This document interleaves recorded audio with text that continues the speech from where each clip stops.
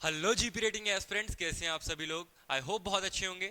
मैं हूं तहूर, आप सभी का मेंटर। और आज मैं आपसे एक सवाल पूछता हूं कि क्या आप लोग को भी वो भेड़ चाल करनी है कि जितने भी बच्चे हैं सबके सब जो कर रहे हैं, जो इंजीनियरिंग कर रहे हैं, जो एमबीबीएस कर रहे हैं, सबके सब आज परेशान है, सबके सब आज लाइक बेरोजगारी से लाइक जूझ रहे हैं। तो क्या आपको भी वो भेड़ चाल करना है?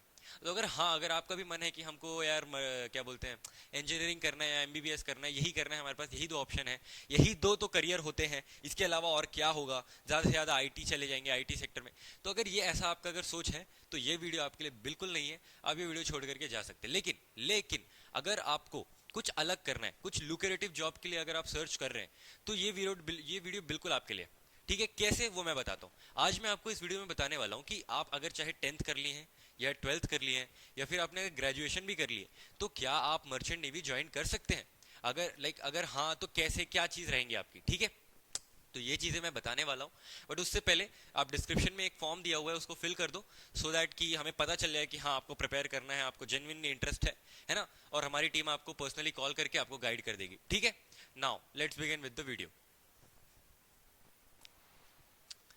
देखिए, तो मैं बात करता हूँ, बहुत सारे जो बच्चे होते हैं, ठीक है, dream of joining merchant navy but they don't know the entry routes. और कई लोगों को पता है कि मर्चेंट नेवी के बारे में पता ही नहीं होता है। तो आज हम उसी के बारे में बात करने वाले कि कैसे कैसे एंट्री पॉइंट्स होते हैं, आप क्या एलिजिबिलिटी होती है सबकी, तो सबकी आज बात करने वाले। ठीक है, तो सबसे पहले हम बात करेंगे कि 10th के बाद आप मर्चेंट नेवी कैसे ज्वाइन कर सकते हैं। अगर आपको 10th के बाद मर्चेंट नेवी ज्वाइन करना है और आपने 12th नहीं की हुई है, तो सबसे बेस्ट आपका एक रहता है, जीपी रेटिंग का कोर्स कर सकते हैं आप, जो कि 6 महीने का रेसिडेंशियल कोर्स होता है, जो डीजी शिपिंग से अप्रूव कोर्स है। ठीक है, इसकी एलिजिबिलिटी क्या रहती है, 10th पास होना चाहिए आपका, इंग्लिश में 40% आना चाहिए, और आपका मैथ्स और साइंस दोनों में एग्रीगेट 40% से ऊपर होना चाहिए। ठीक है जी, ओवरऑल भी परसेंटेज अगर 40% से ऊपर है तो बहुत अच्छी बात है। सॉरी, हाँ, बहुत अच्छी बात है। ठीक है, और इसमें मैं करियर पाथ बता देता हूँ। करियर पाथ इसका आपका ऑर्डिनरी सीमैन, ट्रेनी ओएस या ट्रेनी वाइपर से आप ज्वाइन होते हैं इसमें। ठीक है, और फिर आप बनते हैं इसमें एबल सीमैन, बोसन, फिर सेकंड मेट्स का एग्जाम देते हैं आप, और फिर आप ऑफिसर बन जाते हैं। ठीक है, ये तो रहा 10th के बाद का। अब इसके बाद बात करेंगे हम 12th का। 12th अगर आपने कर ली है, most common and direct route होता है 12th करने के बाद। ठीक है, अगर आपने 12th कर रखी है और 12th में आपने पीसीएम ली हुई है, साइंस या पीसीएम जिसको कहते हैं, ठीक है, वो लिया हुआ है, तो बेस्ट है आपके लिए। आप उसमें क्या क्या कर सकते हैं, आप डीएनएस कर सकते हैं, डिप्लोमा इन नॉटिकल साइंस, जो कि 1 साल का कोर्स होता है। ठीक है, इसमें इसका जो प्रोग्रेशन रहता है, उस पर पहले डेक ऑफिसर बनते हैं।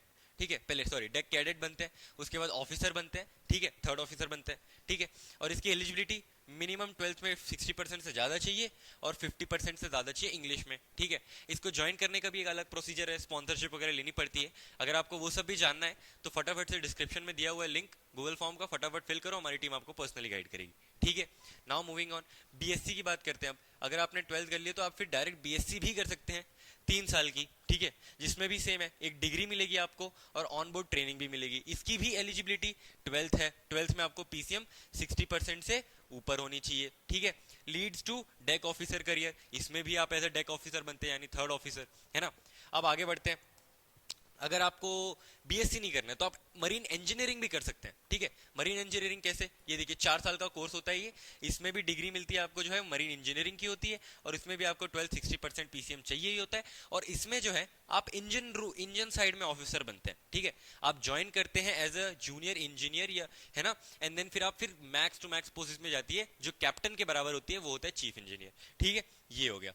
ठीक है, नाउ मूविंग ऑन, अगर आपने ग्रेजुएशन कर लिया, अगर आपने बीएससी कर लिया है या बीटेक कर लिया है, तो उसके कुछ ऑप्शंस हैं। हाँ बिल्कुल है, ये देखिए, अगर आपने ग्रेजुएशन इन जीएमई कर सकते हैं, अगर आपने किसी भी चीज़ में ग्रेजुएशन की हुई है तो आप फिर जीएमई कोर्स कर सकते हैं। ये क्या 1 साल का कोर्स होता है फॉर मैकेनिकल, मरीन या फिर ऑटोमोबाइल इंजीनियरिंग की। ठीक है, तो ये करके भी आप मर्चेंट नेवी ज्वाइन कर सकते हैं। ठीक है, लीड्स टू इंजन साइड, वही इसमें भी सेम, आप जूनियर एज इंजीनियर ज्वाइन करेंगे, एंड देन फाइनल आपकी पोस्ट जो रहती है वो चीफ इंजीनियर की रहती है। ठीक है, अब आगे बढ़ेंगे, अगर आपने ये बीएससी या बीटेक कर रखा है तो आप ईटीओ भी कर सकते हैं, इलेक्ट्रो टेक्निकल ऑफिसर। ये 4 महीने का कोर्स होता है फॉर इलेक्ट्रिकल या इलेक्ट्रॉनिक्स इंजीनियर, जो इलेक्ट्रिकल या इलेक्ट्रॉनिक्स लेके रखे हुए हैं उनके लिए होता है, ये 4 महीने का कोर्स होता है। ठीक है, work as an electrical officer on board. ठीक है, तो ये एक ही रहता है, ठीक है, शिप में पूरा एक ही इलेक्ट्रिकल ऑफिसर रहता है, ठीक है, इसकी सैलरी भी बहुत अच्छी होती है और सारों की सैलरी बहुत अच्छी ही होती है, ऐसा कुछ वो नहीं है। मर्चेंट नेवी अगर आप ज्वाइन करते हैं तो सबसे एक बेसिक आपके पास लाइक जो सबसे इसका बेस्ट तरीका होता है, लाइक ज्वाइन करने का सबसे बेस्ट आपका रीजन जो कह सकते हैं वो ये है कि इसकी सैलरी बहुत अच्छी होती है। क्यों?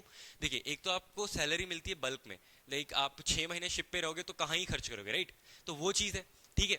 और उसके बाद फिर उसमें सैलरी में जो रहता है, अगर आप एक पर्टिकुलर एक एनआरआई स्टेटस फुलफिल करते हैं तो 183 डेज अगर आप इंडिया से बाहर हैं तो आपको टैक्स भी नहीं देना पड़ता है। आपकी जितनी सैलरी, अगर आप साल के करोड़ कमा रहे हो और लेकिन आप 6 महीने बाहर हो तो आपको टैक्स नहीं देना पड़ता है, ठीक है। तो ये चीज़ हो जाती है, ठीक है। अब बात करेंगे, अगर आप इंडियन नेवी हैं या नेवल बैकग्राउंड से भी हैं तो भी आप मर्चेंट नेवी ज्वाइन कर सकते हैं। कैसे?